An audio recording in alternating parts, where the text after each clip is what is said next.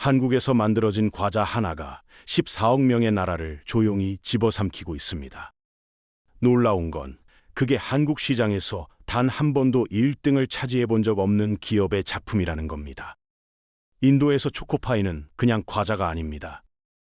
명절엔 선물로 주고받고 제사상에도 올라가고 고속철도 아침 식사 메뉴로도 당당히 이름을 올렸습니다. 그 시장의 90% 이상을 롯데가 쥐고 있고 정작 원조 브랜드를 만든 오리오는 지금도 뒤를 추격하는 상황입니다. 어떻게 이런 일이 벌어졌는지, 그리고 그 이면에서 움직인 자본의 논리를 지금부터 끝까지 따라가 보겠습니다. 국내 과자 시장이 지금 조용히 무너지고 있습니다. 저출산 여파가 가장 먼저 덮친 곳 중 하나가 바로 제과업계거든요. 아이들이 줄어드니 과자 소비가 줄고 성인 시장은 이미 포화 상태입니다. 한국에서 더 이상 성장을 기대하기 어렵다는 걸 기업들도 알고 있었죠. 그래서 눈을 돌린 곳이 바로 인도였습니다. 인도의 과자 시장 규모 얼마나 되는지 아십니까? 무려 17조 원입니다. 한국 시장과는 비교 자체가 안 되는 숫자죠. 거기에 14세 이하 아동 인구만 4억 명입니다. 한국 전체 인구의 8배가 넘는 아이들이 지금 이 순간에도 태어나고 자라고 있는 겁니다. 이 아이들이 10년, 20년 뒤에 어른이 되면 어떻게 될까요? 어릴 때 손에 쥐어준 과자 브랜드가 그대로 그들의 소비 습관으로 굳어지는 겁니다. 인도 시장을 선점한다는 건 단순히 지금 물건을 파는 게 아닙니다.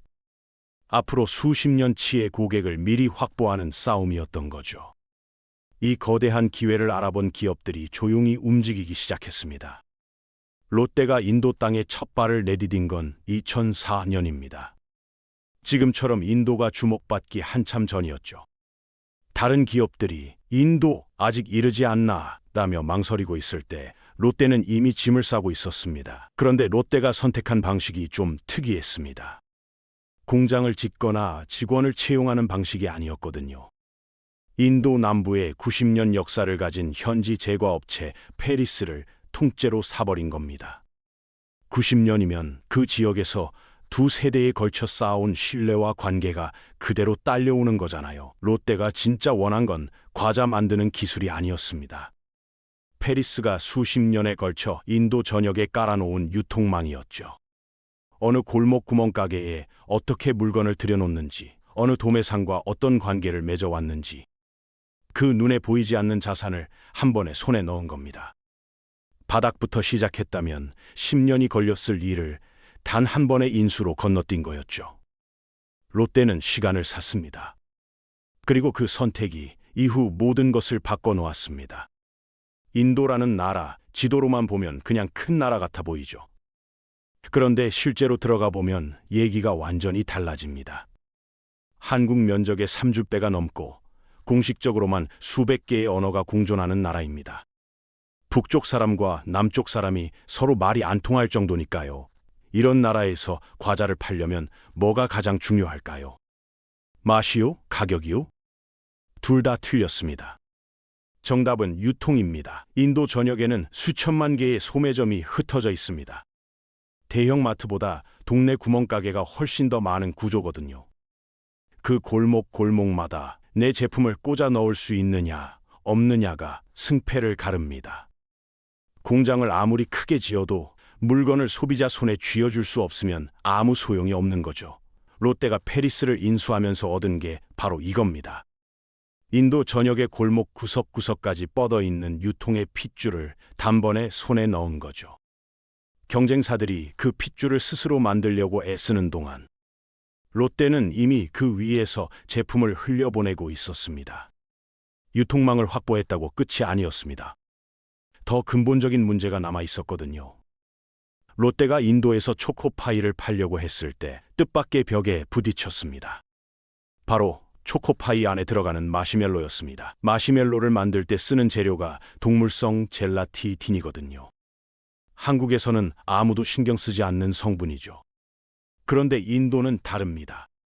인구의 80%가 넘는 힌두 교도는 소를 신성시하고 이슬람 교도는 돼지고기 성분이 들어간 식품을 먹지 못합니다. 동물성 젤라틴이 들어간 과자는 그냥 팔 수 없는 물건이 되는 거였죠. 롯데는 여기서 선택을 해야 했습니다. 그냥 포기하거나 아니면 레시피를 뜯어 고치거나. 롯데는 과감하게 후자를 택했습니다. 동물성 젤라틴 대신 해조류에서 추출한 식물성 원료로 마시멜로 전체를 바꿔버린 겁니다. 겉모습은 똑같은 초코파이입니다. 그런데 속이 달라졌죠. 이 작은 레시피 하나가 14억 인구의 종교적 장벽을 완전히 허물었습니다. 힌두 교도도 이슬람 교도도 누구나 아무 걱정 없이 초코파이를 집어들 수 있게 된 순간이었습니다. 유통망을 확보했다고 해서 끝이 아니었습니다. 더 큰 문제가 기다리고 있었거든요. 바로 초코파이 안에 들어있는 그 말랑말랑한 마시멜로였습니다. 한국에서는 아무도 신경 쓰지 않는 재료죠. 그런데 인도에서는 얘기가 달랐습니다. 기존 마시멜로에는 동물성 젤라틴이 들어갑니다. 소를 신성시하는 힌두교도에게도 돼지를 금기시하는 이슬람교도에게도 먹어선 안 되는 재료였던 겁니다. 힌두교와 이슬람교 인구를 합치면 인도 인구의 거의 대부분이거든요. 이걸 그냥 뒀다면 초코파이는 인도에서 아예 시작도 못했을 겁니다. 롯데는 여기서 결단을 내립니다. 마시멜로의 재료를 통째로 바꾼 거죠. 동물성 젤라틴 대신 해조류에서 추출한 식물성 원료로 교체했습니다. 겉모습은 완전히 똑같습니다. 초코파이처럼 생겼고 초코파이 맛이 납니다.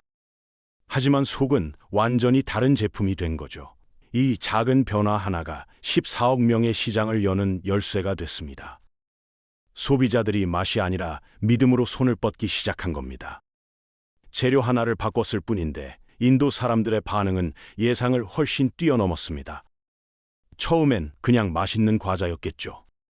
그런데 어느 순간부터 초코파이는 과자 코너를 벗어나기 시작했습니다. 명절이 되면 인도 가정에서 초코파이 박스를 선물로 주고받기 시작했습니다. 우리가 설날에 과일 세트나 홍삼을 챙기듯 그들에게도 초코파이가 그런 자리를 차지하기 시작한 거죠. 더 놀라운 건 일부 가정에서는 제사상에 초코파이를 올리기까지 했다는 겁니다. 조상에게 바치는 음식의 자리, 그게 얼마나 깊은 신뢰인지 느껴지시죠? 거기서 그치지 않았습니다. 인도 고속철도 아침 식사 메뉴에 초코파이가 당당하게 이름을 올렸습니다. 수백만 명이 오가는 철도 안에서 하루의 첫 끼로 초코파이를 먹는 겁니다. 이건 단순한 판매 실적이 아닙니다. 일상 속에 완전히 녹아들었다는 증거죠. 결과는 숫자로 증명됐습니다. 롯데는 인도 초코파이 시장의 90% 이상을 점유하고 있습니다. 맛으로 이긴 게 아니라 믿음과 문화로 이긴 겁니다. 그렇다면 초코파이를 처음 만든 회사는 뭘 하고 있었을까요? 오리온, 1974년 최초로 초코파이를 세상에 내놓은 그 오리온 말입니다. 롯데가 인도 시장을 조용히 장악해가는 동안 정작 원조는 한 발 늦게 출발했습니다. 오리온이 인도에 현지 법인을 세운 건 2018년입니다. 롯데가 페리스를 인수하고 나서 무려 14년이 지난 뒤였죠. 그리고 2021년 라자스탄 지역에 직접 공장을 짓기 시작했습니다. 롯데처럼 현지 기업을 사들이는 방식이 아니었습니다. 부지를 사고 공장을 올리고 직원을 뽑고 유통 라인을 하나씩 만들어가는 전공법이었죠. 속도는 느릴 수밖에 없었습니다. 이미 롯데가 90%를 차지하고 있는 시장에 맨몸으로 뛰어든 셈이니까요. 그런데 오리온이 이 방식을 선택한 데는 이유가 있습니다. 남이 만들어 놓은 구조 위에 올라타는 게 아니라 처음부터 끝까지 내 손으로 만든 시스템을 갖겠다는 의지였죠. 통제권을 쥐고 내 방식대로 브랜드를 키우겠다는 고집이었습니다. 느리지만 단단하게. 오리온은 그 길을 선택했습니다. 오리온의 인도 매출 2023년 기준으로 200억 원대입니다. 숫자만 보면 나쁘지 않아 보이죠. 그런데 롯데의 인도 매출 규모와 나란히 놓는 순간 이야기가 달라집니다. 격차가 크다는 수준이 아닙니다. 아직 같은 체급이라고 보기 어려운 수준이거든요. 게다가 오리온은 지금 돈을 벌고 있는 게 아닙니다. 공장 짓는 데 들어간 돈, 유통망 만드는 데 쓴 돈, 브랜드를 알리는 데 태우는 돈까지 아직 수익이 나는 구간에 진입하지 못한 상태입니다. 쉽게 말해서 지금은 퍼주는 중인 거죠. 그럼 왜 계속하는 걸까요? 오리온 내부에서는 이걸 이렇게 봅니다. 지금의 적자는 손실이 아니라 투자라고요. 20년, 30년 뒤에 인도 시장을 내다보고 지금 씨앗을 뿌리는 거라는 겁니다. 당장 분기 실적에 연연하는 게 아니라 한 세대 앞을 보고 자본을 태우는 거죠. 롯데는 빠르게 치고 들어가 시장을 선점했고, 오리온은 느리지만 자기 방식으로 뿌리를 내리고 있습니다. 같은 시장, 같은 제품, 완전히 다른 시간표. 두 회사의 인내심 싸움은 아직 현재 진행형입니다. 오리온에게는 롯데가 절대 빼앗을 수 없는 무기가 하나 있습니다. 바로 원조라는 타이틀입니다. 1974년 세계 최초로 초코파이를 만든 회사. 그 사실은 누가 뭐라 해도 바꿀 수 없는 역사거든요. 오리온은 이걸 마케팅의 핵심으로 내세우기 시작했습니다. 롯데 초코파이가 먼저 들어와 있어도 진짜 원조는 우리라는 메시지를 꾸준히 심어가는 거죠. 마침 인도에서 한국 문화에 대한 관심이 폭발적으로 커지고 있었습니다. 한국 드라마, K-팝, 한국 음식에 열광하는 인도 젊은 층이 빠르게 늘어나면서 한국에서 진짜 온 것이라는 정통성이 강력한 차별점이 되기 시작한 겁니다. 여기에 오리온은 한 가지를 더 얹었습니다. 딸기, 망고, 코코넛. 인도인들이 일상적으로 즐기는 열대 과일 맛 초코파이를 잇따라 출시한 겁니다. 원조의 권위에 현지인의 입맛을 더한 거죠. 롯데가 유통과 인프라로 승부를 걸었다면 오리온은 브랜드의 진정성과 취향 저격으로 맞불을 놓은 겁니다. 같은 이름의 과자를 두고 두 회사는 완전히 다른 무기를 들고 싸우고 있습니다. 인도라는 전장은 지금도 뜨겁습니다. 초코파이 전쟁이 한창인 그 옆에서 또 다른 전선이 열리고 있었습니다. 아이스크림입니다. 생각해보면 당연한 얘기입니다. 인도는 연평균 기온이 섭씨 40도를 웃도는 지역이 수두룩한 나라거든요. 그 대약볕 아래서 차가운 걸 찾는 사람들, 그 수가 얼마나 될지 상상이 되십니까? 인도 아이스크림 시장은 과자 시장 못지않게 거대하고 성장 속도는 그보다 더 빠릅니다. 롯데는 이 시장도 그냥 지나치지 않았습니다. 2017년 인도 현지 아이스크림 업체 하브모어를 인수했습니다. 페리스를 살 때와 똑같은 방식이었죠. 직접 만드는 대신 이미 시장에 뿌리내린 현지 브랜드를 통째로 사들인 겁니다. 그리고 2025년 여름 롯데는 한 걸음 더 나아갔습니다. 인도의 과자 법인과 아이스크림 법인을 하나로 합친 겁니다. 이게 왜 중요하냐면 이제 초코파이를 배달하던 그 유통 트럭에 아이스크림을 함께 실을 수 있게 된 거거든요. 한번 움직이면 두 가지 제품이 동시에 팔립니다. 물류 비용은 줄고 매출은 2배로 늘어나는 구조가 만들어진 겁니다.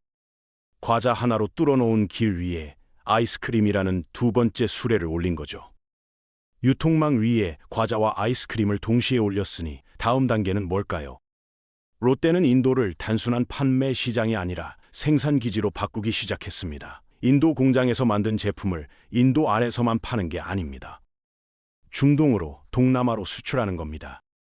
인건비가 저렴하고 원자재 조달이 쉬운 인도를 아시아와 중동을 잇는 핵심 생산 거점으로 삼겠다는 그림이죠.